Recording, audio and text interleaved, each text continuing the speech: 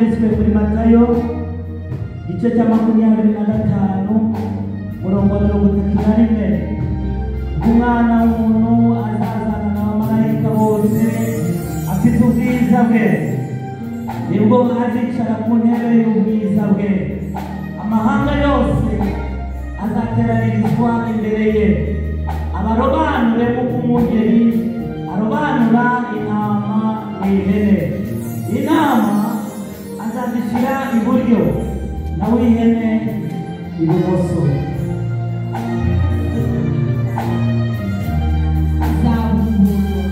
Ikindi gitabo cy'ubungutu uko byanditswe mu byashyuwe cya 20:15, kandi umuntu wese utabonetse ko yanditswe muri icyo gitabo azajugunywa mu nyanja yaka umuriro.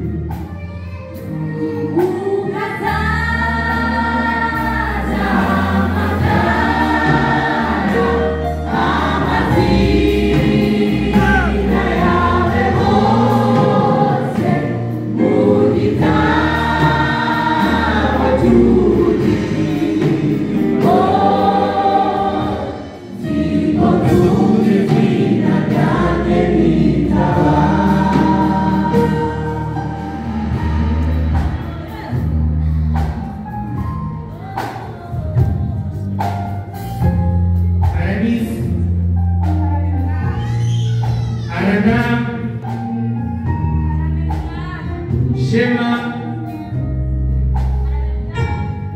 Cedric,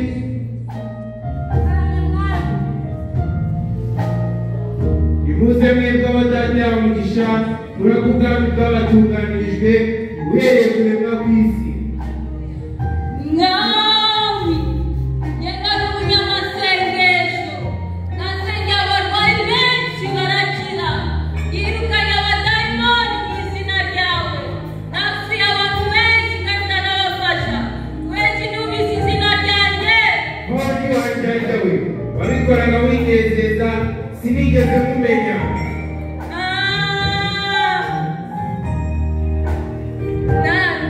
Nari umuririmbyi, naririmbaga abantu bagafashwa, nazamutse imisozi, namanutse ibibaya, ko numvise izina ryanjye.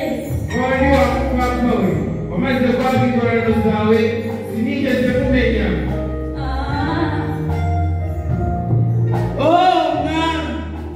Nari umudiyakoni, nakoze ibintu byinshi mu nzu yawe, ko numvise izina ryanjye. Hondi wamuteka mutwe we wakora iby'ubushake bwawe, sinigeze ukora iby'ubushake bwa data, sinigeze kumenya. Oh meu Deus, fui pregador de raiz, preguei o evangelho das moedas e milhões se converteram. Por quais motivos não ouço meu nome? Será que eu não sou mafioso? Mas essa é a vontade, não cheguei a te conhecer.